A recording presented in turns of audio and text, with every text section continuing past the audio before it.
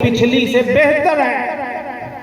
ان کا امتی ہونے کا مطلب ہے کہ تیرا کل جو گزر گیا ہے اور جو کل آنے والا ہے وہ آنے والا پچھلے سے بہتر ہو، اگر تو ان کا امتی ہے۔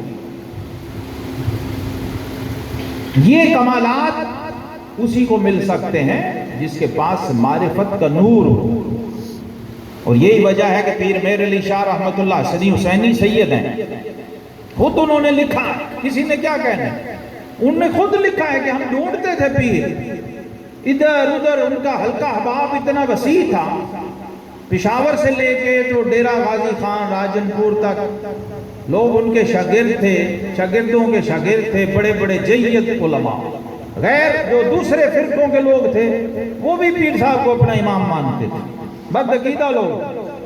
کہ غلام احمد قادیانی جو کذاب قادیان تھا، جب بھی اس کے خلاف مسلمان کھڑے ہوں گے تو ہمارا مناظر سید مہر علی شاہ گولڑوی ہو، اتنے بڑے امام سارے مانتے تھے، مولوی عبد الجبار غزنوی، داؤد غزنوی، ان کے والد بڑے علماء دیوبند فخر کرتے۔ لیکن پیر صاحب کہتے ہیں پیر کی تلاش تھی، مرشد کی، جگہ جگہ پوچھتے، لوگ بتاتے حضرت فلاں جگہ جاتے تھے، ملتے تھے، دیکھتے تھے، آ جاتے، لیکن وہ کہتے ہیں میں نے 3 شرطیں اندر دل میں رکھی ہوئی تھی کہ جب تک وہ 3 شرطیں پیر میں نہیں ہوں گی میں مرید نہیں ہوں گی۔ چونکہ عالم بھی انتہا کے تھے، صوفی بھی انتہا کے تھے، سید تو پیدائشی تھے، تو کہنے لگے میں نے 3 شرطیں رکھی۔ تو عالم، ایک تو انہوں نے کہا کہ حسین و جمیل خوبصورت مجھ سے زیادہ ہو، پہلی شرط کہتے ہیں یہ تھی۔ دوسری شرط یہ تھی کہ عالم مجھ سے بڑا ہو، اور تیسری شرط یہ تھی کہ میں سید ہوں وہ بھی سید ہو۔ تو کہتے ہیں میں گھومتے پھرتے تھے، کسی میں 1 شرط پائی، 2 نہ پائیں، 2 پائیں، 1 نہ پائی، آ جاتے تھے۔ لیکن جب سیال شریف گئے تو کہتے ہیں وہاں دیکھا تو شمس العارفین، وقت کا سورج نصف النہار پہ چمک رہا، کہتے میں مہر علی تھا تو وہ شمس الدین تھا۔ مہر بھی سورج کو کہتے ہیں، شمس بھی سورج کو کہتے ہیں، لیکن کہتے ہیں وہ شمس جو ہے اس کی کرنوں نے میری آنکھیں چکا چوند کر دی، پہلی شرط پہلی نظر میں پوری ہوئی، یہ تو شمس ہے اور چڑھا ہوا ہے پورے جوبن پہ۔ سارے جانے والوں نے دیکھ کے کہا بھی، کہنے لگے یار پہلی شرط دیکھتے ہی پوری ہو گئی۔ پھر بیٹھے ملاقات کی، تو پیر مہر علی شاہ رحمت اللہ تعالی علیہ علم الکلام کے اپنے وقت کے وہ امام ہیں جن کے دروازے پر علامہ اقبال بھی دستک دیتے۔ علامہ اقبال نے لکھا خط میں کہ پیر صاحب اس وقت مجھے ایک مسئلے میں رہنمائی چاہیے، پورے ہندوستان میں کوئی دروازہ نہیں جو میں کھٹکھٹاؤں سوائے گولڑا شریف کے، اتنا بڑا عالم۔ تو کہتے ہیں ان کا علم چیک کرنے کے لیے میں نے توحید وجودی کا بڑا ادق مسئلہ چھیڑا، یہاں سے شروع کرتے، جہاں ہم ختم کرتے تھے وہ کہتے ہیں وہاں سے میں نے شروع کیا، تو دیکھا کہ شمس کی پرواز کیسی ہے۔ تو کہتے ہیں جب گفتگو چلی تو میں چپ ہو گیا، پیر بولتا رہا، اور میں بیٹھ گیا، پیر کی پرواز میرے سر سے اوپر گزرتی تھی۔ میں نے کہا مہر علی تیری دوسری شرط بھی پوری ہو گئی۔ پھر کہتے ہیں جب وضو کے لیے اندر گئے تو میں نے خادموں سے پوچھا کہ بھئی ان کی ذات کیا ہے، قوم قبیلہ برادری کیا ہے؟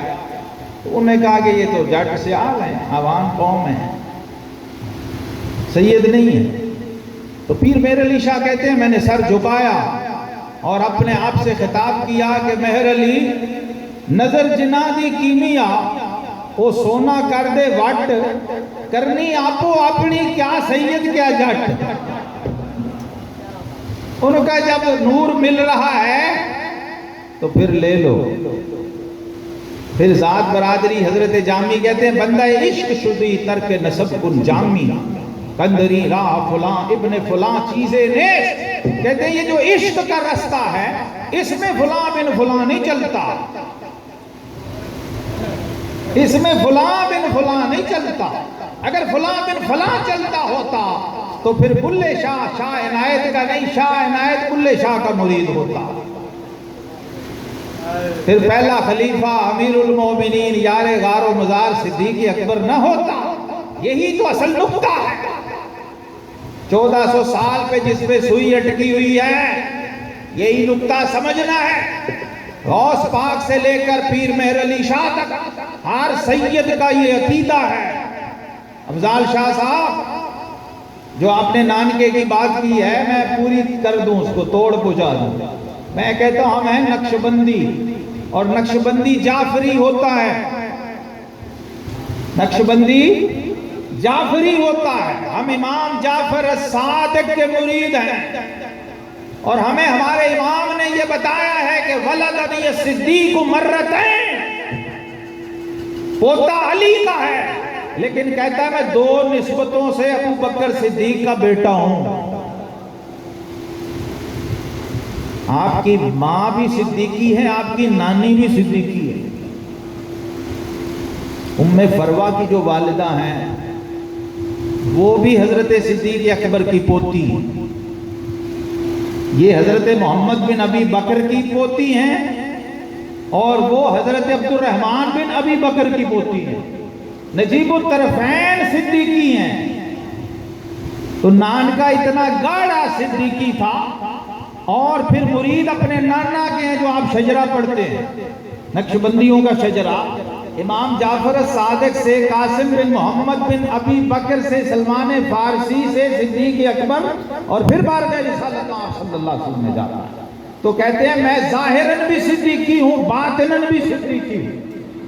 ایک بندہ آیا اور اس نے مسئلہ پوچھا، کہنے لگا امام صاحب یہ جو تلوار کا دستہ ہے سونے کا بنانا جائز ہے؟ آپ کوفے میں بیٹھے تھے، اس وقت کوفہ شہر میں، تکیہ لیا ہوا تھا، ٹیک لگائی ہوئی تھی۔ جب اس نے مسئلہ پوچھا کہ تلوار کا دستہ سونے کا بنانا جائز ہے، فرمایا ہاں جائز ہے۔ کیوں؟ فرمایا اس لیے کہ میرے نانا ابو بکر صدیق کی تلوار کا دستہ سونے کا تھا۔ اب اس شخص نے کہا کہ اے امام، کیا آپ بھی ابو بکر کو صدیق کہتے ہیں؟ وہ کوفے کا تھا، کوفے کا، کوفی لا یوفی، آپ نے ٹیک لگائی ہوئی تھی۔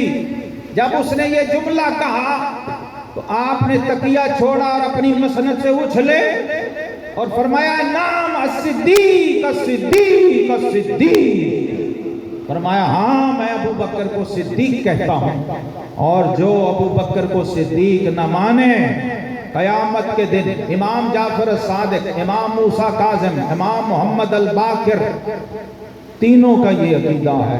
فرمایا جو ابو بکر کو صدیق نہ مانے کل قیامت کے دن اللہ اس کے کلمے کی تصدیق نہیں کرے گا۔ وہ لا الہ الا اللہ کہے گا، لیکن اللہ فرمائے گا جا میں تیرے کلمے کو نہیں مانتا، کیونکہ تو میرے ابو بکر کو صدیق نہیں مانتا۔ یہ ائمہ اہل بیت سے عقیدہ ہمیں پہنچا ہے، ہم نے خود نہیں بنایا۔